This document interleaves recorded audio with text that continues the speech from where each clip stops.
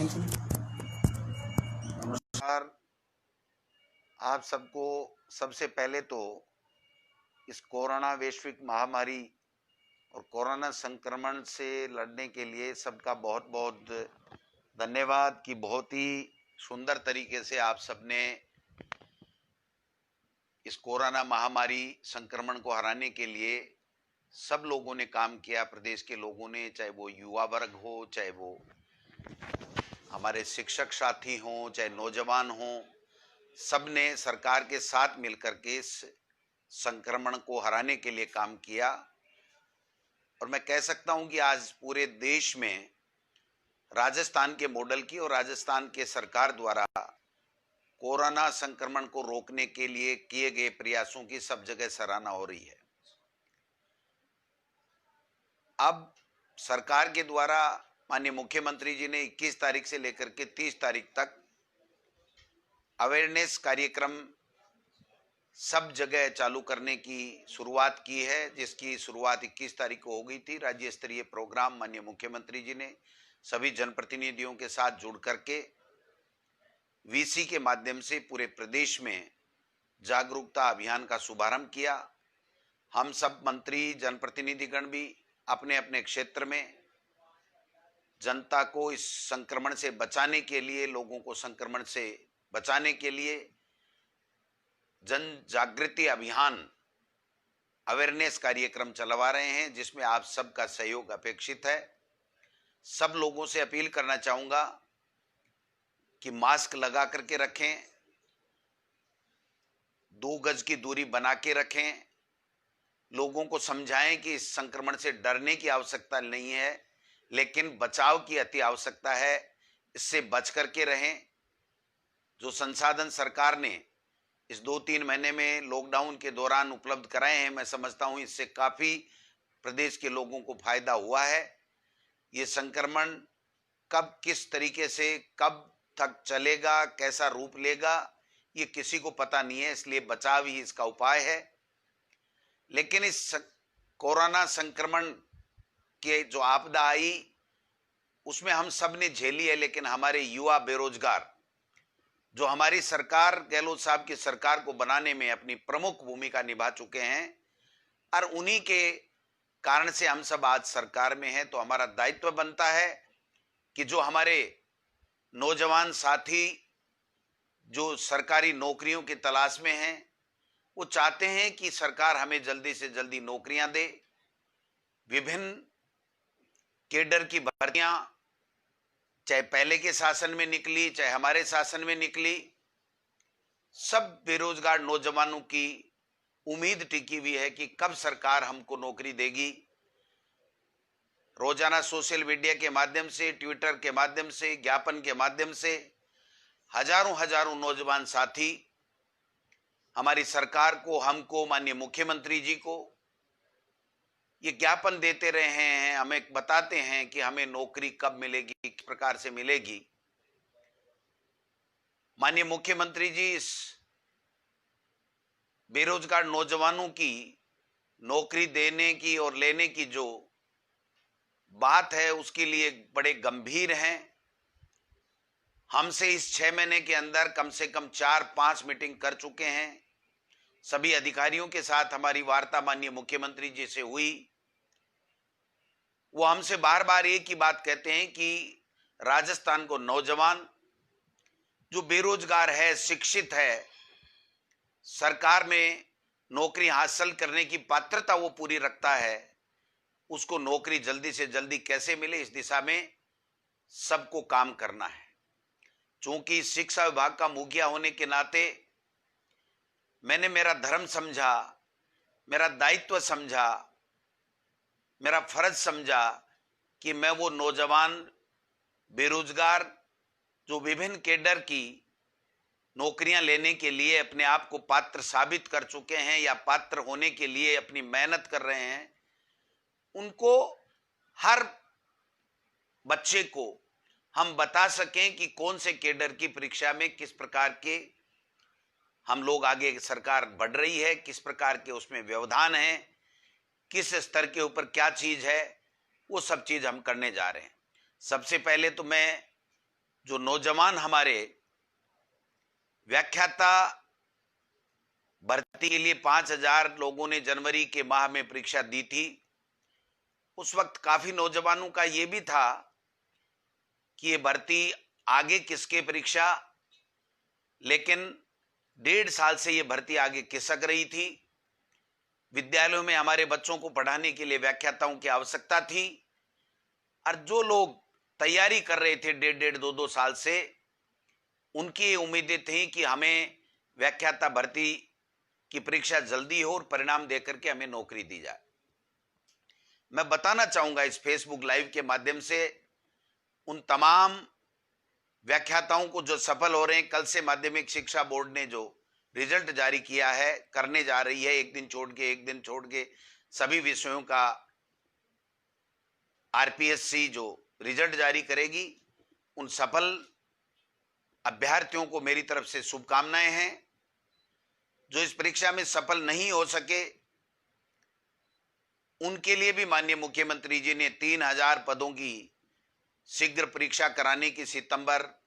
या जो भी संभव होगा, इस कोरोना के कारण से थोड़ा व्यवधान आया है लेकिन जल्दी से जल्दी हम लोग उन लोगों के लिए दोबारा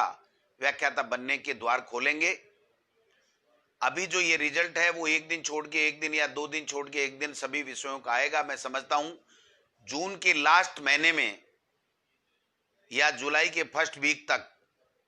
जबकि इन सब का रिजल्ट आ जाएगा, तत्काल बाद में हमने माध्यमिक शिक्षा बोर्ड के निदेशक को यह निर्देशित कर दिया गया है कि काउंसलिंग के माध्यम से जो डॉक्यूमेंट उनके चेक करने हैं उसकी प्रक्रिया शीघ्र की जाए, और शीघ्र करने के बाद में जल्दी से जल्दी हम गाइडलाइन के आधार पर काउंसलिंग करा करके उनको विद्यालयों में भेजने का काम करेंगे, जिससे उन्होंने जो मेहनत की है उसका फल उनको मिलेगा और हमारे सरकारी विद्यालयों में हमें व्याख्याता पढ़ाने के लिए विषय का व्याख्याता मिलेगा। मैं समझता हूं अब जो ये बार बार वेटिंग, रीसफल, आरपीएससी से पहले जितनी विज्ञप्ति है उतने पदों की लिस्ट आना, उसके बाद में दोबारा लिस्ट मंगाना, उसमें 6 महीने का समय लग जाना, और 6 महीने के समय और डीओपी के हमारे सरकार के सर्कुलर के कारण से कि अगर 6 महीना किसी भर्ती का हो गया तो उसके बाद में आप वेटिंग नहीं निकाल सकते। इससे निजात दिलाने के लिए आगे से माननीय मुख्यमंत्री जी के निर्देश के ऊपर आरपीएससी ने यह फैसला लिया है कि जो भी वैकेंसी हम निकालेंगे, जो रिजल्ट निकालेंगे जिस वैकेंसी का, उस रिजल्ट में हम 1.5 गुना अभ्यर्थी की लिस्ट एक साथ देंगे, जिससे ये वेटिंग निकालने वाली या दोबारा उनकी लिस्ट लेने वाली किसी तरीके का कोई व्यवधान नहीं और किसी तरह की दिक्कत नहीं आए। तो जो व्याख्याता की भर्ती निकल रही है, जिसका रिजल्ट अब आ रहा है, उसमें हर विषय के 1.5 गुना विद्यार्थियों, जो अभ्यर्थी सफल हुए हैं, उनकी लिस्ट आएगी। इसलिए हमें दोबारा इनसे मंगाने की जरूरत नहीं है। जो भी रिसफल या वेटिंग की लिस्ट है उसी में से उठा करके हम लोग पूरा करेंगे। दूसरा, वरिष्ठ अध्यापक 2016 का मामला, रिसफल का हाईकोर्ट के भी आदेश आ गए थे और सरकार ने ये फैसला ले लिया था कि हम सुप्रीम कोर्ट में अपील करेंगे, लेकिन मैंने निवेदन किया मेरे विभाग के अधिकारियों से और कमेटी से कि इसका पुनः परीक्षण कराया जाए, और उसका पुनः 2-4 दिन पहले परीक्षण हुआ, और मुझे बताते हुए बड़ी खुशी है कि वरिष्ठ अध्यापक 2016 का जो रीसफल का मैटर था, उसमें सरकार ने ये निर्णय कर लिया है कि हम रीसफल करेंगे, और रीसफल करने के बाद में तत्काल बाद में हम 2018 की जो वरिष्ठ अध्यापक जो भर्ती है उसके साथ साथ उन सफल अभ्यर्थियों को भी हम लोग नियुक्ति देने की प्रक्रिया करेंगे। मैं समझता हूं जुलाई के माह में 2016 वरिष्ठ अध्यापक का रीसफल और 2018 जो वरिष्ठ अध्यापक में सब सफल अभ्यर्थी हैं उनकी नियुक्ति की कार्यवाही तेज गति से चलेगी, और जुलाई में या जुलाई के तत्काल बाद में अगस्त के फर्स्ट सेकंड वीक तक हम 2016 का रीसफल और वरिष्ठ अध्यापक 2018 के तमाम जो अभ्यर्थी सफल हुए हैं उनकी नियुक्ति का काम सरकार करेगी। प्रधानाध्यापक माध्यमिक शिक्षा की जो भर्ती है उसमें जो डिफेंस पर्सन जो कुछ हैं या 100 कुछ की जो रह गए हैं उसका माननीय उच्च न्यायालय में प्रकरण है। सरकार ने चिट्ठी लिख दी है एजी को, डबल एजी को, और हमारे एक नोडल ऑफिसर अलग से लगा दिया है। जल्दी से जल्दी वो उस हाई कोर्ट से निकाल करके उन जो 100 समथिंग जितने भी प्रधानाध्यापक हैं, जिनमें शायद 39 हमारे भूतपूर्व सैनिक हैं, उनको भी हम जल्दी से जल्दी नौकरी देने का काम करेंगे। मैं समझता हूं शारीरिक शिक्षक ग्रेड 3rd की जो भर्ती है वो हमारी सरकार ने पूरी करीब करीब कर ली है। उसमें से जो 228 पात्र अभ्यर्थी हैं उनके जिला आवंटन की कार्यवाही हम विद इन 7 डेज 7 दिन के अंदर अंदर चालू कर देंगे और जुलाई के महीने में उनको जिला आवंटन करके काउंसलिंग करके उनकी नियुक्ति देने का काम भी करेंगे। प्रयोगशाला सहायक जो हमारे बच्चों ने परीक्षा दे रखी थी वो परीक्षा का परिणाम आकर के लिस्ट माध्यमिक शिक्षा बोर्ड को पास आ गई थी, लेकिन उसके आने के 4-6 घंटे बाद में ही राजस्थान उच्च न्यायालय के द्वारा स्थगन दिए जाने का आदेश प्राप्त हो गया। इसलिए कर्मचारी चयन आयोग बोर्ड ने हमको ये कहा, सिलेक्शन बोर्ड ने, कि आप इसमें नियुक्ति नहीं दे, माननीय उच्च न्यायालय का इसमें स्थगन आदेश है। वो जो स्थगन आदेश है उसके लिए भी हमने सिलेक्शन बोर्ड से बात कर ली है, हमारे डबल एजी से बात कर ली है, हमारे एजी से बात कर ली है। वो दूसरे महिला बाल विकास विभाग की जो भर्तियां थी उसके साथ किसी ने एप्लीकेशन लगा के हाई कोर्ट में एक बार स्थगन ले लिया, लेकिन मैं उम्मीद करता हूं कि माननीय उच्च न्यायालय में हमारे विभाग के और सिलेक्शन जो बोर्ड है उसके अधिकारी शीघ्र पैरवी करेंगे और बहुप्रतिष्ठित प्रयोगशाला जो सहायक ग्रेड 3rd है उसकी सफल अभ्यर्थियों को भी हम राजस्थान उच्च न्यायालय से निकाल करके नौकरी दे पाएंगे। पुस्तकालय अध्यक्ष ग्रेड 3rd के जो पेपर आउट हो गए थे, हमने सरकार ने पुनः सिलेक्शन बोर्ड को लिख दिया है कि जल्दी से जल्दी इसकी परीक्षा कराएं, जिससे मैं समझता हूं उनको भी जल्दी से जल्दी वो अपनी परीक्षा दे करके और अपनी भर्ती प्रक्रिया में आगे बढ़ सकें। हमारी जो वरिष्ठ अध्यापक भर्ती 2013 भी है उसमें भी 583 जो अभ्यर्थियों का चयन हुआ था उसको भी हमने आगे गति देने का काम किया है। फाइनेंस में हमारी पत्रावली लंबित है, कुछ क्वेरीज फाइनेंस ने हमसे की हैं। हम चाहते हैं कि जल्दी से जल्दी उन वरिष्ठ अध्यापक भर्ती 2013 के जो अभ्यर्थी सफल अभ्यर्थी 583 जो सरकारी नौकरी के लिए अपना प्रयास कर रहे हैं उनको भी हम जल्दी से जल्दी अच्छे परिणाम देने की ओर आगे बढ़ रहे हैं। मैं उम्मीद करता हूं कि वो भी हम सफलता मिलेगी और उन बच्चों को भी नौकरी सरकार देगी। शिक्षक भर्ती जो L2 2016 है उसके लिए चूंकि जो कमेटी बनी होती है अपील करने की और अपील नहीं करने की, उस कमेटी ने अपील करने का निर्णय सुप्रीम कोर्ट में कर लिया है, जिसमें मंत्री का कोई रोल नहीं होता, मुख्यमंत्री का कोई रोल नहीं होता है। फाइनेंस, लीगल विभाग की सचिव वगैरह की पूरी कमेटी बनी होती है और वो कमेटी मेरिट और सरकारी नियम और डीओपी के सर्कुलर और उन सब को देख करके फैसला करती है कि हमको किस प्रकार से आगे बढ़ना है। तो मैं समझता हूं एसएलपी का निर्णय जब जल्दी आएगा तो उसके बाद में हम लोग उनके लिए भी आगे बढ़ने का काम करेंगे। जो विशेष शिक्षक भर्ती 2018 है 534 के लगभग हैं। इसमें सरकार ने जो विशेष शिक्षकों के लिए डीओपी में पत्रावली भेजी है कि हमें स्थिरता दी जाए, जिससे उनको भी हम जल्दी से जल्दी नौकरी दे सकें।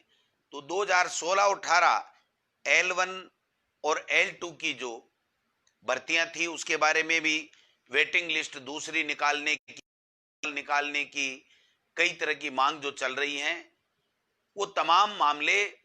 राजस्थान उच्च न्यायालय में या सुप्रीम कोर्ट में एसएलपी में चल रहे हैं। मैं समझता हूं एक मंत्रिमंडलीय उपसमिति भी इसमें बनाई गई है, वो भी अपना काम कर रही है। एक जो टीएसपी के बच्चों के लिए जो है, उसमें भी थर्ड ग्रेड के लिए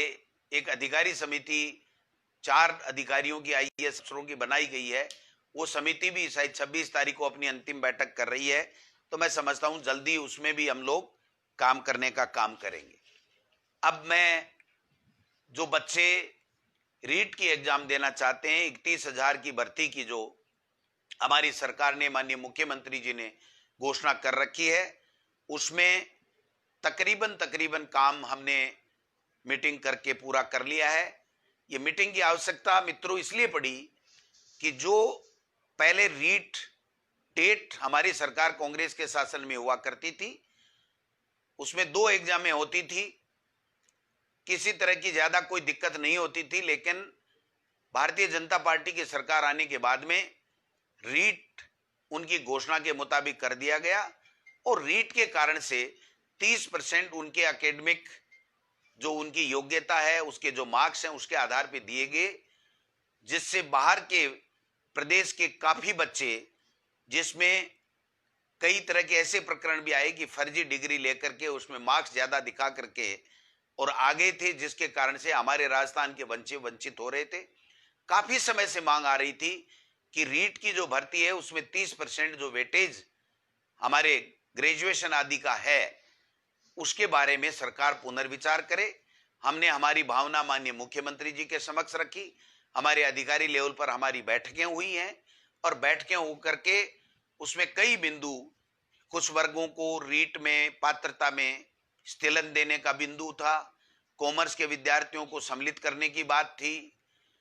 वेटेज को कम करना, खत्म करना या वैसे का वैसे रखना, ये जो बिंदु थे, इन सब बिंदुओं के ऊपर विस्तार से चर्चा हुई है। कुछ हमारे जो एनसीटी की गाइडलाइन है उसके मुताबिक कुछ चेंजेज हमें, कॉमर्स के विद्यार्थियों को अगर हम शामिल करेंगे तो उसमें कुछ चेंजेज करने पड़ेंगे। अगर हम वेटेज को वाले मुद्दे को दूसरे तरीके से अगर हम करना चाहेंगे तो भी हमें पंचायती राज एक्ट में रूल्स में जो संशोधन करना पड़ेगा। उसके लिए ऊपरी स्तर पे, उच्च स्तर के ऊपर काफी विचार विमर्श हुआ है। अंतिम जो उसमें प्रक्रिया में चल रही है ये मामला, और जल्दी से जल्दी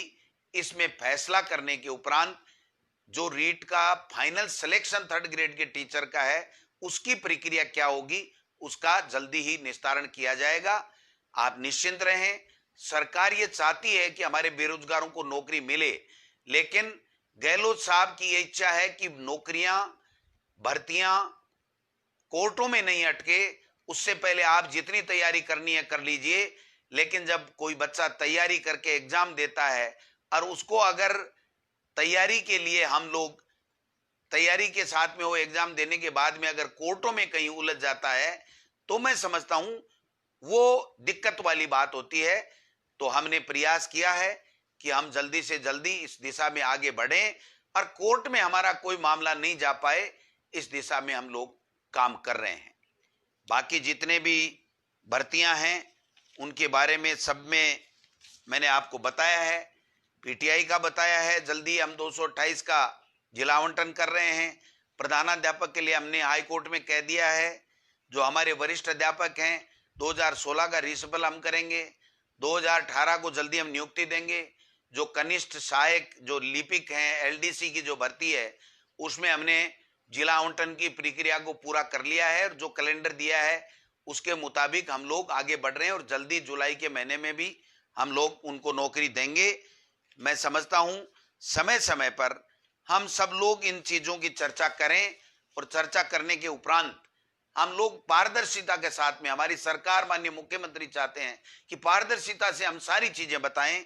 जो शिक्षक भर्ती 2012 है, उसके लिए भी जो पंचायती राज की भर्ती थी जिला परिषदों के माध्यम से हुई थी, उसमें भी पंचायती राज के अधिकारी और उनकी जो लीगल की, डीओपी की, फाइनेंस की कमेटी बनी हुई थी, उन्होंने एसएलबी करने का निर्णय ले लिया। चूंकि वो एक कमेटी होती है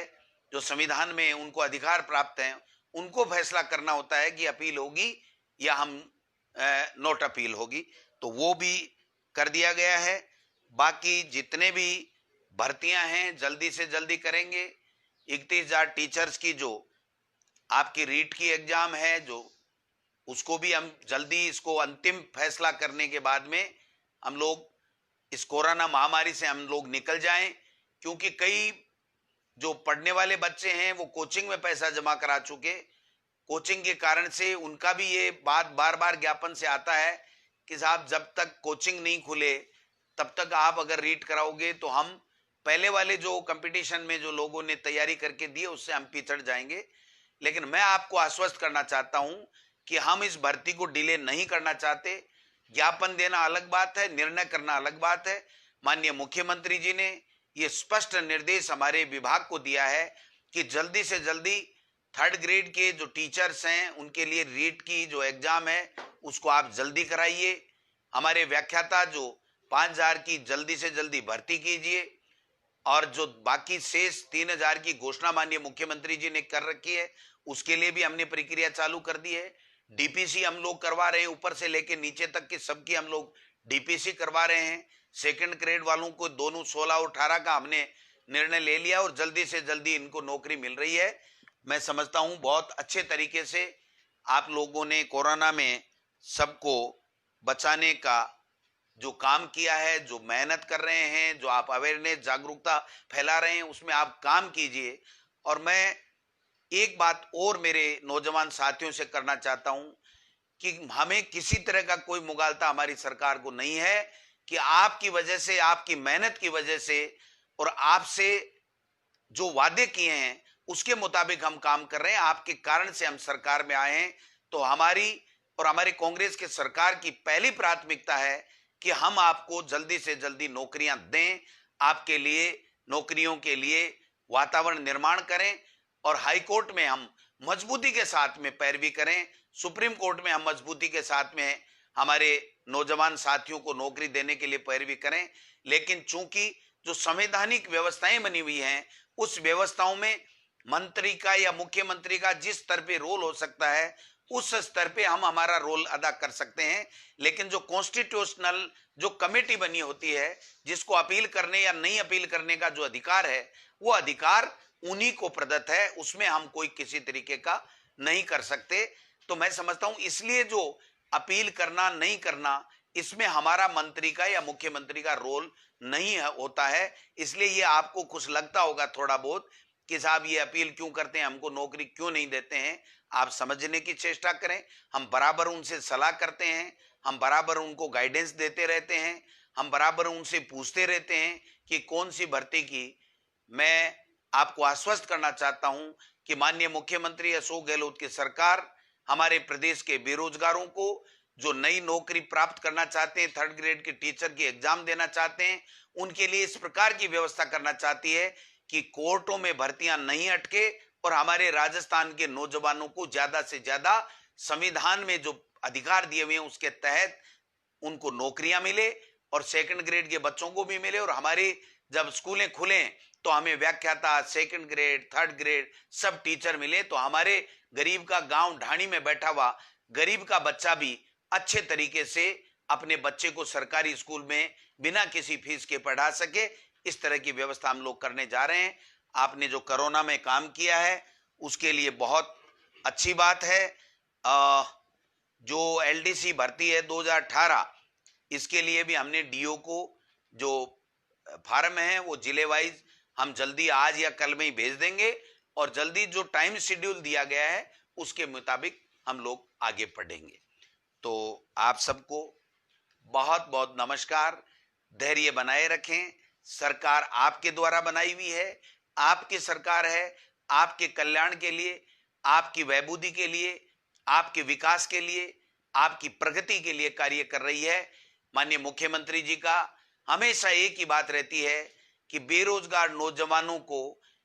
जल्दी से जल्दी नौकरियां दे, इस दिशा में प्रत्येक विभाग काम करे। और शिक्षा विभाग की तो कम से कम इस 12 महीने में 10 से भी ज्यादा बैठकें इस भर्तियों को लेकर के माननीय मुख्यमंत्री जी ले चुके हैं। इसलिए मैं आश्वस्त करना चाहता हूं कि आप निश्चिंत रहें, आपके लिए हमारा विभाग, मैं, हमारी सरकार, हमारे मुखिया माननीय मुख्यमंत्री जी पूरी तरीके से चिंतन कर रहे हैं और निश्चित रूप से जल्दी हम लोग इन भर्तियों को लेकर के आगे बढ़ेंगे। मैं समझता हूं आप सबने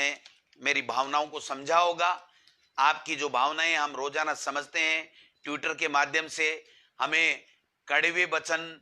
पढ़ने को भी मिलते हैं, लेकिन ये आपका अधिकार है, ये आपका हक है। आपने हमको बनाया है, आपने हमारी सरकार बनाई है, और मैं तो कम से कम आपको ये कहना चाहता हूं कि मैंने 5 साल आपके मुद्दे उठाए हैं। जब बीजेपी की सरकार थी तो प्रत्येक मुद्दे से मैं वाकिफ हूं, आपके दर्द को मैं जानता हूं, लेकिन मेरी अपनी सीमाएं हैं कि मंत्री का जहां जिस रूप में रोल होता है, मुख्यमंत्री का जिस रूप में रोल होता है, उसमें हमेशा एक ही बात रहती है कि हम हमारे नौजवान बेरोजगारों को जल्दी से जल्दी कैसे नौकरियां दें। इसलिए आप आश्वस्त रहें, रीट भी जल्दी होगी, सेकंड ग्रेड का रिसिपल भी जल्दी होगा, सेकंड ग्रेड की ज्वाइनिंग भी जल्दी होगी और व्याख्याता की ज्वाइनिंग भी जल्दी होगी। जो ही आरपीएससी से हमारे को लिस्ट मिल जाएगी, डॉक्यूमेंट चेक करने के बाद में हम लोग देंगे, और एलडीसी की भर्ती हम जल्दी से जल्दी करने ही जा रहे हैं। तो ये जो खुशखबरी आपको मैं सुना रहा हूं, मैं समझता हूं आप जल्द इस भावनाओं को, सरकार की भावनाओं को समझेंगे और सरकार का सहयोग इस कोरोना संक्रमण को रोकने के लिए, लोगों को बचाने के लिए कि संक्रमित नहीं हो, इसमें लगाएं। निश्चित रूप से जय हिंद, जय भारत।